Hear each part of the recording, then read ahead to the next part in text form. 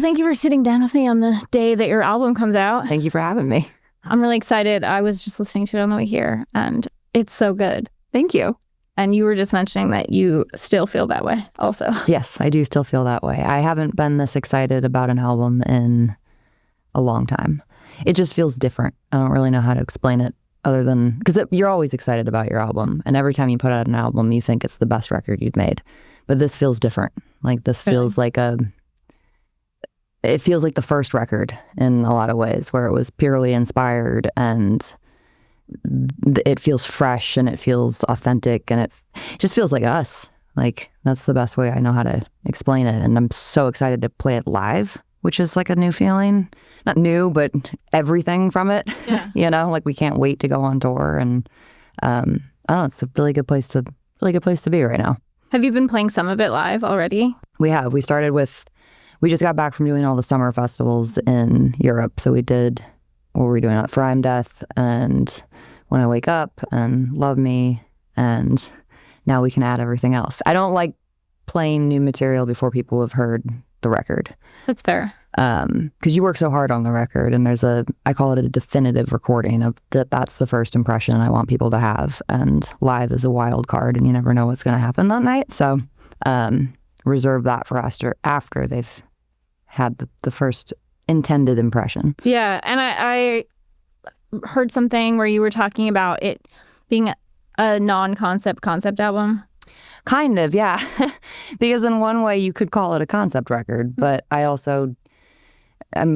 weary to use that term because it's so specific. It's like rock operas. Yeah, and it's the concept being my life, and that it kind of turned into this record of basically one giant confession of my life. And so there's a concept to it, but that concept kind of unveiled itself as we were going. Like that wasn't the intent from the get-go. Yeah, so that makes a lot more sense too as to why you'd want people to hear it full as well. I just did an interview with somebody, and they were talking about how they think of themselves as a writer first before being a musician. 100%. That's what you would say too? 100%. Writing's everything to me. Like it's the thing that I've done the longest aside from singing, but I think every little girl sings. I started singing before I remember singing. But writing was something I picked up when I was probably 5 years old. It's very young. And it became this place, this solace for me, this place where I could truly be free to express how I was feeling and what I was thinking, and was the way that I learned to process my life and process the world around me and deal with everything. And so it became this very intimate relationship I have with me and my notebooks.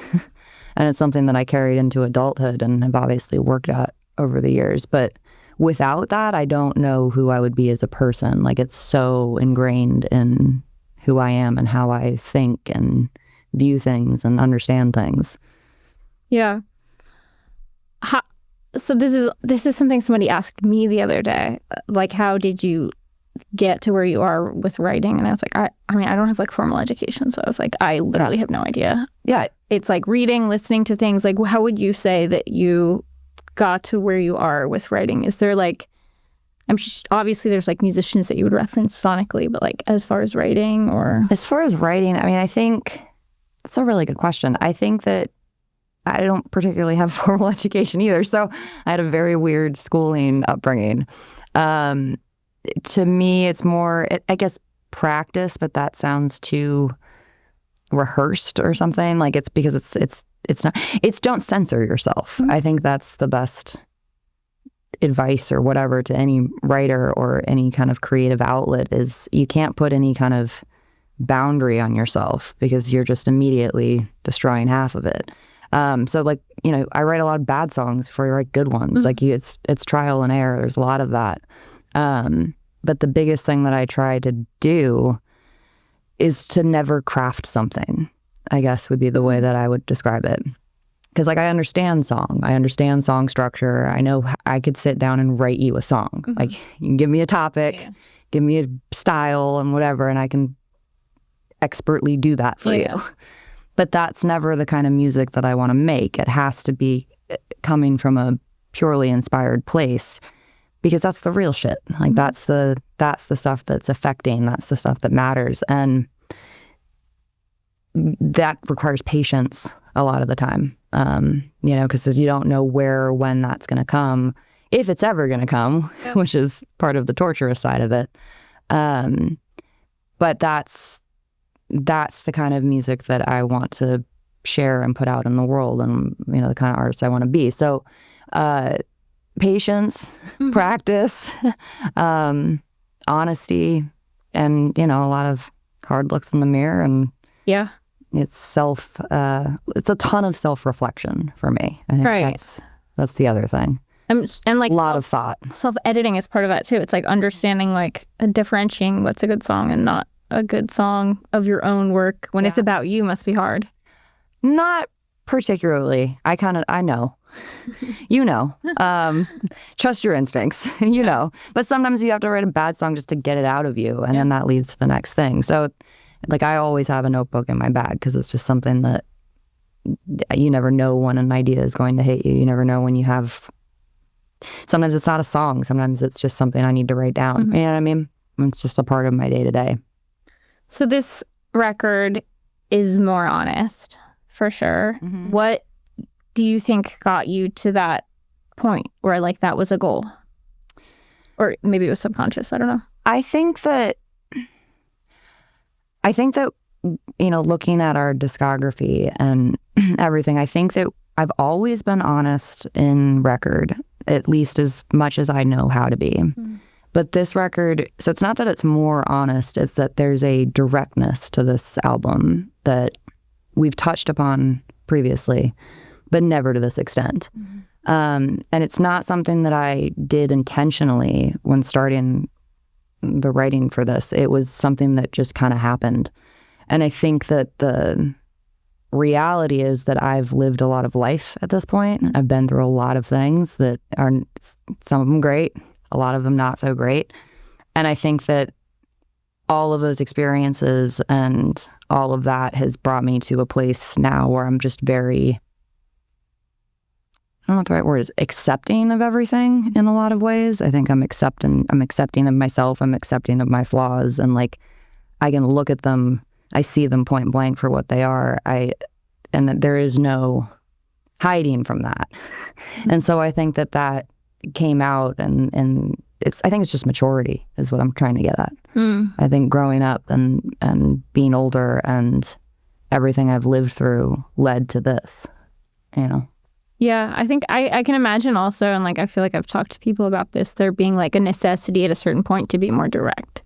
It's like maybe you were more abstract in the past and you were being honest in your own way, but like there's like less metaphor, and it's just like, I got to do this. Yeah. And because to me, it's such a catharsis to write songs. Like that's, like I was saying, like that's how I process my life. So the heavier the subject matter, the more I need to do that. And eventually that becomes, point blank. And I think that's reflected in this. So I think it makes for something really kind of unique and special, where you're really getting a genuinely like inside look as to how my mind works as a human being, as a person, because it's vulnerable and it's emotional, but it's also completely aggressive and intense, and so it kind of covers the spectrum of human emotion, which again, like you never really know where that's going to. Like that's never, like I never write a record with an intent. Like it never starts like that. It starts to, songs come when they come. And as you get into a flow of that, they start to reveal some kind of pattern to you. And you start to see it. And then all the pieces, it's like this weird puzzle that only I can see. And it all starts to kind of fall into place. And you were making a lot of this while you were on the road, right? Well, yes and no. In between. No, recording a record while on tour would probably be a little challenging. Sure. But we recorded a record in between tours with AC/DC, which was a very unique experience. Because it's typically not how we would do that. Yeah. Normally, like I never write in the studio. So we don't step foot into a studio until everything's written. Because writing to me really requires isolation and solitude and all the crazy places my mind goes, and no one needs to be around for that. So when the songs are complete, then we book studio time and we go in, and the only goal in the studio is to try to get what I hear and what Ben hears in our heads to somehow come out the other end of the speakers so everyone else can hear it too. And that's a lot of trial and error, and the studio is a tumultuous place. So when things are going well in a studio, the first rule is don't break. Like, don't take time off, don't take a weekend, don't break for dinner, don't break for lunch. Like, maybe break for coffee, but it's not really a break for coffee. It's just wait till the pot is full, pour it, and then go back to it. Because you don't want to disrupt that flow. And so getting the call from AC/DC, right when we had just started, everything was going miraculously well in a kismet, universally aligned, lightning in a bottle kind of in a magic kind of way, was amazing because that's just a super cool phone call to get. You don't say no to that. But also it was slightly terrifying to me because I was very aware that we were going to have to pause what we were doing, go back into rehearsals, and we were leaving for months on end to go on the road. Knowing there was time in between these tours to come back and record, but I didn't know if we'd get that flow back. Right. And that's very scary. Long story short, we did. We said yes to the tour. We went out. It was amazing. They're amazing. Everything about that tour has been fantastic. And when we came back, it was kind of, I don't want to say time capsule-y, but we didn't change anything. So I became very split-brained as a person, where there was tour Taylor, and then as soon as I stepped foot back in the studio, you immediately kind of erase everything you just did and try to go right back to where you were. And we were able to pick up that flow every time, which is complete luck and happenstance. And thank God that we did. But it was a weird situation to be put into, because there was a question there. There was a question of, if we say yes to this, which how can you say no? Right. Are we going to hurt what we're making, which at the end of the day is the most and only important thing, is the records. Yeah. So it was terrifying, but we did it. That's impressive. So I guess you realized you're more flexible than you thought. Yes. I've also learned that, I think I knew this when I was younger, but I've reminded myself now that I think I thrive being chaotically busy. I think it works well for me. Maybe not all the time, but right now it's working for me, so I'm going with it. I feel like there's a level of busyness where you get to where it's almost like nothing's happening. It's like... Yeah. It just becomes a part of it. Yeah, like wait, just don't look too far ahead. Like, don't read the schedule for next week. Only read the schedule for today. Yeah, like in general, bands shouldn't do that. No, you definitely shouldn't. It's daunting when you see tour dates, but it's cool because I'm like, I'm so fucking stoked for this tour. So I actually am looking at all the dates and I'm going, it's not enough. Like, let's add some more. That's so cool. Like, I haven't been this excited to go on the road in years. Like, it's so good. That's awesome. Yeah, that's so exciting. Do you feel like the touring with AC/DC informed the record at all? I don't think it informed the record because the record was written previously. But I think that it definitely made us up our game as musicians and players, opening for them, like filling that slot and playing to their audience made us perform on our highest level. So coming home from tour and going back into the studio, like, my voice was, I need to warm up. Not that I warm up, but there was no like finding the rhythm again. Like, we were all firing at 100% all the time. Yeah. And so I think that is a part of what worked for the record. Also, watching AC/DC every night is inspiring as hell. Like, they're one of the inventors of this. And so it kind of, I think it lit a fire in all of us and gave us a confidence, not in ourselves, but in our belief of rock and roll. Like, it reinforced that feeling of like, this is all that matters. And so it just created this excitement for the future and everything we were doing that I think carried into the studio a bit. Yeah, I feel like if there's any band to do that, it's AC/DC. They're insane. The first record I ever bought for myself was Back in Black. There you go. It's just like that's a very cool record to say that's your first record you bought too. Yeah, I like my dad take me to go see that at MSG. I was like in middle school. Amazing. Cool. I didn't realize that they were as old as they were because I thought they would look like they did in the album. That's fair. It's like really jarring. Well, middle school, you don't know. Yeah, you wouldn't know from the way they perform either. Yeah. Angus is it's crazy what he does. Yeah, like watching him, he's like all over that stage. The energy never dips. He leaves everything out there every night, full force, and it's inspiring as hell. Yeah, it's also just like they've made such timeless music, which I feel like you could definitely hear that in your music as well. Thank you. That is the goal. It's really like it's unique in that, I feel like, compared to a lot of music that's coming out these days. Thank you. It's something that I think about. Is that, like, to me, and it with the album art, with all aspects of it, is timeless to me is always one of the goals. Is you never want to make, like, records are time capsules in a lot of ways. And I can listen to our records and it's a time capsule. It's like looking at a photo album or something. It takes you right back to where you were and you remember everything around it, and it's like sense, or in a sense, memory. But the songs themselves have to surpass the time capsule. And that's always something that I'm very conscious of when looking at an album. Like, I'm super critical of myself. And so that's something that I always pay attention to, because they have to be good enough to grow with you.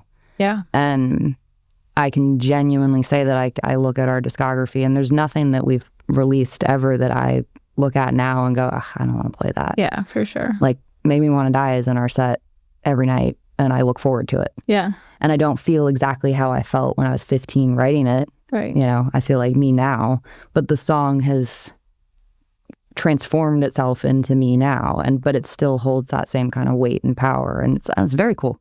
That is Music's cool. Music is very cool, and that's very cool, because I just feel like also, like, there's a lot of, like, bands doing, like, anniversary or nostalgia things these days, and, like, I think I get, like, mixed reactions of, like, resentment that they have to play their I never want to get to that place. Yeah. Like, I never want to be, like, the only thing that can happen on a tour is I'll get bored of a song. Right. Like, when it's been in the set for too long. But it's not that I don't like the song. It's just I'm bored of it for now. So you put it away, you put something else in the set, and then you come back to it and it feels fresh again. But that's just like wearing the same T-shirt every day. Eventually you get bored of it and you want to change your outfit. Yeah. So it's not that you don't like the T-shirt anymore. You're not going to throw it away. Yeah. There's also something that I think is important as listeners, is, like, music, to connect to music that's, like, very personal to the artist. Mm-hmm. There's, like, a level of personal that, like, can become alienating because it's, like, so specific. Mm-hmm. And I feel like your album, like, has such a good balance of that. Thank you. I don't know if that makes any sense. It does. It makes perfect sense. And thank you. I think you're correct. I mean, there's that fine line of, like, exposing yourself at your most vulnerable and most honest, but it also has to be broad enough that it's not, because the reality is it's not about me. I mean, the songs are, when I write them, they're for me. They're not for anyone else. I never think of the audience. I never think of anyone hearing it. Like, that is super not my intention. It's purely because I have something in me I have to get out and express. But it's the same thing I kind of say every record, but I feel it almost more so this time around, is that as soon as we release it into the world, it's not mine. Yeah. The songs aren't mine anymore. The story isn't mine anymore. All of those aspects, it belongs to the listener, and it matters what you think, and it matters how you feel. And whatever I needed from that, I already got it because I made it. And so now it's like, it's someone, so it's release day today. And so there's always this kind of weird feeling that happens where it's this juxtaposition of, like, incredible excitement to share something I'm so proud of and worked so hard on, and I want everyone to listen to it. But there's also this, like, underlying feeling of almost sadness. That makes sense. Of like, I'm saying goodbye to something that I love. Yeah. And that's it, you know? So it's always a strange feeling on release day. And I forget where I started with that, but. Me too. Was there any like song or part of this that like you kind of had hesitation or second thoughts about releasing into the world? No. Because it kind of goes back to what I was saying about censoring yourself. Like, you can't. You know, I think the best artists, the artists that I aspire to and look up to, and the ones that feed my soul that I listen to, there is none of that in there. Yeah. Like, if you're not giving your whole self to it, you're not being true to the art. And at that point, what's the point? Don't do it. Yeah. So there's no hesitation in how much of myself I give away, for lack of a better term, in the music. Like, that's where I will reveal everything. Talking about it, and, you know, like in press or to people or directly, like I'm a very private person. Yeah. So I always say, like, I get asked a lot of personal questions or intimate questions in interview. Tell me, what's this lyric mean? Yeah. And I'm going, I already told you. I told you in the song, and now it's up to you to figure that out. Like, I don't owe you an explanation for it. Because there kind of ruins it when you get too much of an explanation. And I always think I sound like a dick, but I don't mean it that way. I think that it destroys the song. Yeah. I learned this firsthand because huge Pink Floyd fan. And this is the perfect example. And Shine On You Crazy Diamond, one of my favorite songs. Love it. It puts me in a trance. It makes me feel all these things that belong to me and no one else understands but me, and, you know, all that stuff. Yeah, of course. And I watched an interview with Roger Waters, and he was talking about how that was about Syd Barrett. And he went on this very in-depth tangent as to where that song came from for him. Yeah. And I got to tell you, now every time I listen to Shine On You Crazy Diamond, I think of Syd Barrett, which, love Syd Barrett. It's great. It's very interesting to know that fact, but it took something away from me that was mine and imparted something else onto it. And I never want to do that to the listener. Yeah, that makes total sense. I actually had an experience with that recently too. I did an interview with like Jeff Rickley from Thursday. Okay. And like Understanding in a Car Crash is one of my favorite songs since I was a kid. And it's obviously a sad song. And then he told me the backstory, which is like really sad and really dark. And that's how you can like think of. God, yeah. And then I looked up the documentary that it's about. I'm just like, now I know too much. No, you know too much. I know way too much. It's not this like cathartic post-hardcore banger. Yeah, it changes it. I'm like, this is about dying children. Yes, it changes it. And that's never something that I want to... I just don't think it's fair, because the music means whatever it means to you, and that's its entire point. So I never want to tell you what to feel. Yeah. What's like one of your favorite songs that you feel like does that really well? Of our record, or from my favorite songs? I guess both. You can answer both. I mean, I don't know how to cherry pick songs off this album at all, because it's such a complete body of work and kind of succinct story that picking one always feels wrong. So it's like I have favorites based on the night, I think, or based on the minute, based on my mood. But I love them all equally, like children. So it's kind of the same thing for my favorite bands. Like, songs that speak to me depends on where I'm at mentally. Yeah, I get that. Right now, I'm in a deep love affair obsession with Down on the Upside. It's the only record I can listen to aside from Dear God. Yeah. I don't particularly know why. It's not new to me. I've listened to Down on the Upside a billion times in my life. Songwriter is my favorite band.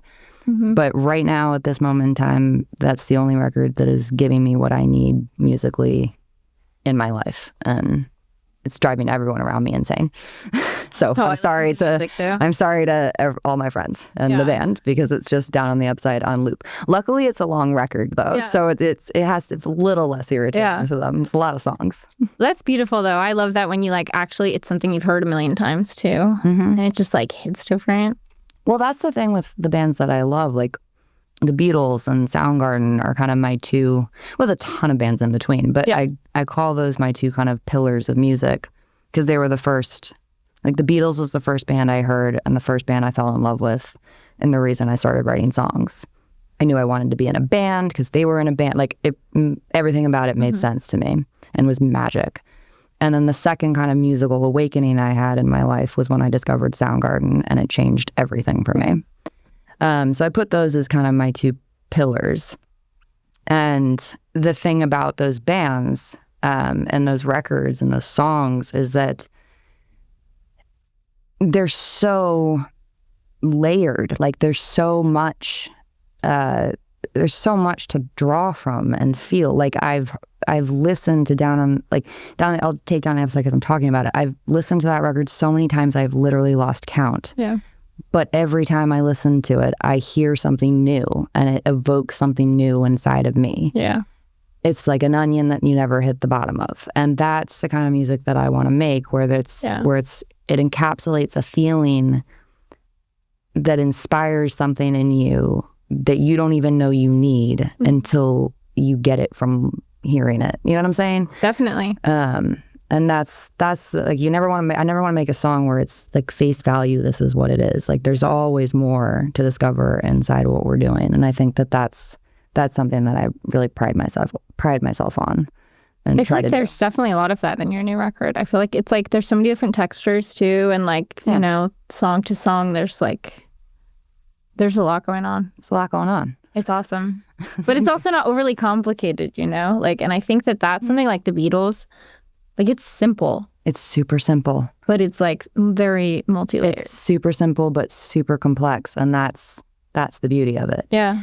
And I think that was one thing I guess I can say to the writing of this album. There was no concept and songs have to fall from the sky and all those things. I knew that I wanted this album to reflect us as a unit and as a band and how we sound. And I knew that I wanted the song to come first in the way that I wanted the song to be effortless in a sense. I wanted the song to play itself. Yeah. If that makes sense. And they do. And so it's like we're now taking this record and we just started rehearsals for the tour. And we're playing the whole record from front to back, and we can. You're doing that on the tour? Oh, in rehearsals right now. We'll see. That'd be so sick. First of all, I would love to. It's because I'm dying to play the new record. It's all I want to play, but I think fans might get a little upset with that, at least right now. Like waiting for somebody to do that. But that is something that I would love to do. Yeah. So anyway, basically, if you're coming to our show, listen to Dear God, because there's going to be a lot of new material. Yeah. But there's an effortlessness to the rehearsal process because the songs, they do it for you. There's no pretense to it. There's no production tricks or like, how are we going to accomplish this now because we don't have this sound effect, whatever. We don't play with tracks. We don't do any of that. So if you look at our previous records to our live show, the records, especially the Cato records, were very produced. Like he was an excellent producer. And then we take it to the live setting and we'd have to strip it back to the three-piece rock band that we are, because I would never play with tracks. I would never play with the click track. I don't see the point of that. So they take on a character and a life of their own as the three-piece band that we are. And this record translates to the stage in a way that a lot of our material, I'm not going to say all of it, but a lot of it previously has not, where it just is. And it's so much fun. I can see that. That's cool. I appreciate that a lot. What do you feel like is the most common misconception about your band? I have no idea. Probably a billion things. Most common misconception. I don't know. Give me a few. What are some misconceptions? I don't know. What have you heard? What's the rumor going around now? Nothing. I mean, I exist in a world of that's, I feel like, not maybe misconceptions about your band.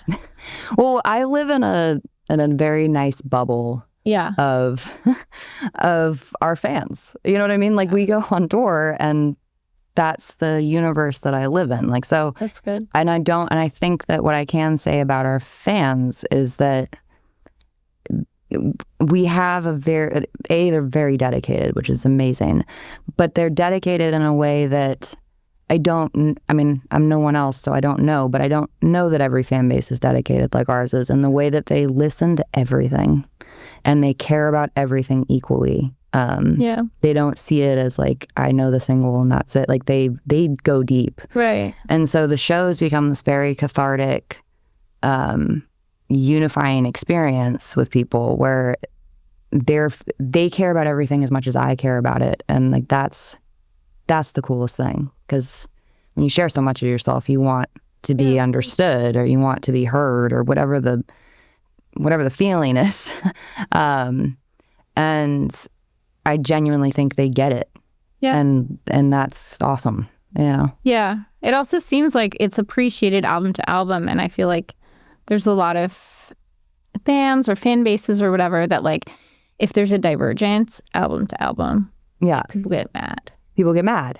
And we haven't seemed to have that problem, because we do kind of musically go, like, we always sound like us. Yeah.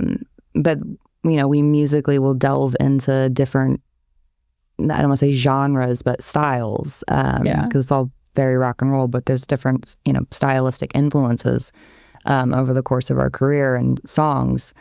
Because the song itself, to go back to the songwriting, the song itself comes from wherever it comes.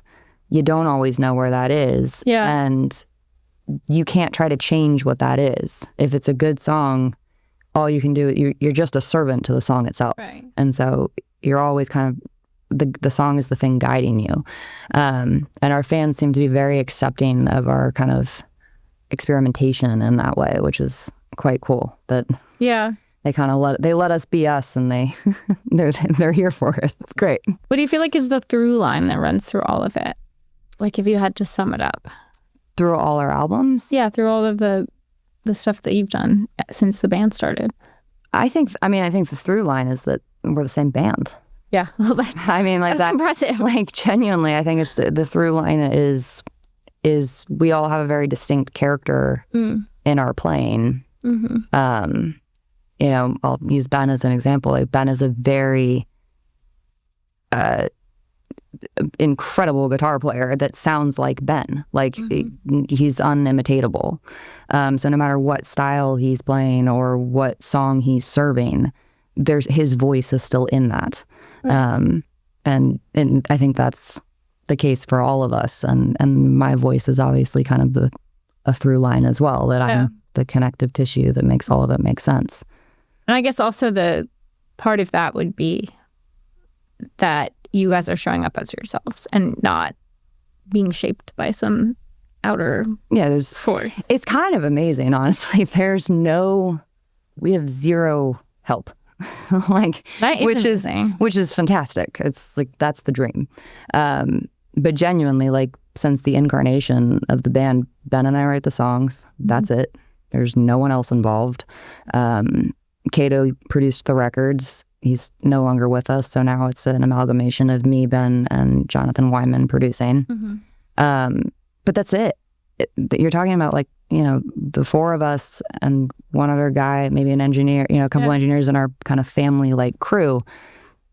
And that's all it is. And I think that by doing it that way, we're able to build upon what we did the last time. And we're always in the same headspace. Like, we're all growing at the same pace. And I think that is so necessary. Like, I always look at the Beatles and George Martin as kind of the tentpole, like, inspiration of how a producer and a band can work together, where, like, they didn't go get a different producer every record. They built upon what they did last time with George. And by doing that, you create this landscape where you're all coming from the same intent and the same place. And I think that's how you're going to make the best records. Instead of constantly kind of chasing something, you're all chasing the same goal, which is simply to be better than you were before. You know, like, you never want to chase a trend or a hit or any of that stuff. That's just super the wrong way to think, in my opinion. Yeah, definitely. Well, it's the way a lot of people think. It is, sadly. So I read that you said that this is basically like a letter to God. Yeah. it's basically one giant confession of my life. Yeah. And, you know, and a letter to God is kind of a simple way to say it. Where I'm drawing upon every aspect of my life up until this point, like from childhood to now, and trying to put all those pieces into place for myself. And so it's basically one giant confession of me. Yeah. Do you feel like after this album, you are still trying to like figure out the identity of the Pretty Reckless, or do you feel like that's... I think we have a very solid identity, and I think that this record is very defining of that. Yeah. You know, I look at... That's why I say it almost feels like the first record, because in a lot of ways, like, Light Me Up to Death by Rock and Roll... well, how do I say this? Minus Death by Rock and Roll, but the first 3 albums were produced by Kato, and Kato was essentially the 5th member of the band, and so his DNA is very ingrained in our identity and who we were as a band. And then we lost him, and we became very lost. And Death by Rock and Roll is the direct result of that loss. And this record really feels like a rebirth in a lot of ways. That's why I say it feels like we found our footing again. Yeah. And we have a very clear identity of who we are and where we want to go and what we want to say and who we want to be. And so it almost feels like the first 3 records are like I don't want to say childish, but like they're the younger version of who we are now. And by having that, I think, I don't know, I don't quite know how to explain it. So this record, it just feels different. I say, like, I don't know how to explain it other than it feels different. It feels like it's a good thing that it's not, you can't put it into words. It feels like the start of something, I think. And that's really exciting. And by saying the start of something, it's hard to define what that means because, you know, we've had a very long career at this point. It's our 5th album. It's not the start, but it is. Yeah. Everything feels fresh. Everything feels new. And I don't, you know, life is weird, so who knows? But I see that trajectory of where we want to go musically and where this will take us on the next one, but like I kind of can see the future in a way that I couldn't before, and it's exciting. Have you already started thinking about the next one? Always. Of course. Always. Yeah, that's the right answer. I'm never not writing. Yeah. So the only time I'm not really writing is on tour, just because it's so time consuming and not mentally consuming. Yeah. Writing is mentally consuming. So, and tour is so time consuming. So they tend to not really mesh well for me in that way. But even when I'm on the road, I'm not writing. I'm just I'm not doing the deep soul searching work that I would do when I'm home. Like, tour is exhausting. And tour is exhausting. Have you ever toured? I've been on tours before. I've never played in a band, but I've been on tours before. And even just in that role, I'm like... It's exhausting. The travel alone is... Well, I've also like dated touring musicians, and I see how that affects people mentally. Yeah. Well, I'm sorry. I think I have a really good grasp on it now, though, on touring. You just got back, right? We just got back, and I leave again tomorrow. So really, to me, the only challenging part of tour is twofold. It's the travel is exhausting, and trying to not get sick. Like, getting sick on tour to me it's the worst. Not because you feel so awful, but because it affects my voice. So that's the first thing and I never want to give a show where I'm not my best. I'll do it if I can, but I hate it. And when you get sick on tour, you just never get better. That's the thing. There's no time to recover. So even if like we've canceled very few shows in our career, because I'm from the ethic of like, you play the show, no matter what kind of thing, unless I can't sing. And so there's a few times where I physically couldn't sing and we had to pull out of shows. And I feel like the general populace goes like, oh, well, they had like 2 days off now, so she must be better. And it's like, no, you don't get better on the road. If you get sick in the middle of the tour, you are sick until you are home. Yep. You get sick at the beginning of the tour, you are sick until you are home. You might get a little better, you might be able to play the show, but you are never 100% again. And so that's the worst. So I'm going to knock on a whole bunch of wood right now. I'll do that too. So yeah, it's lack of sleep, travel, and don't get sick. Yeah. Other than that, it's awesome. Everything about it's fantastic. Who are you guys? Who's opening for you guys? This time in the States, we have Paris Jackson and a band called Doug. Sick. Yeah, super. It's gonna be super fun. We met briefly. I don't even know when because time has collapsed in on itself for me. But she's very sweet, and it should be a really fun show. Awesome. I can't wait to see it. Yeah, please come. Yeah. Well, thanks for sitting down with me and talking about this, and congrats on the album. Thank you. It's so good. Thank you so much. I'm so excited it's out. Like, I'm going to shove the melancholy part way deep down, and it's going to go away because I really am proud of this, and I'm glad everyone can listen to it now.